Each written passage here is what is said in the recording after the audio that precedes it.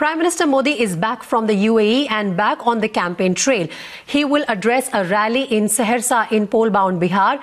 Will the Prime Minister make some big-ticket announcements ahead of the elections? That remains to be seen ahead of his third rally in the state.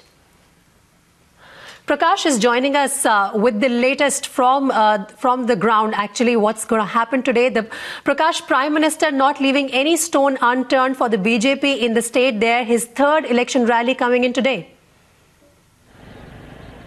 Well, it's a battle of prestige for Narendra Modi because Bihar is important, keeping in mind the fact that the old rivalry between Nitish Kumar and Narendra Modi. And holding a rally here in Saharsa holds political significance because of the fact that in this Kosi area there are 37 seats and there is strong Yadav presence and a minority presence as well, which who are the supporters of the RJD and the JDU. And the BJP is trying to make a dent into the young Yadav voters, because it has a sizable population, one, and if at all 15 to 20% of the Yadav voters swing in favor of the BJP, that can be the game changer.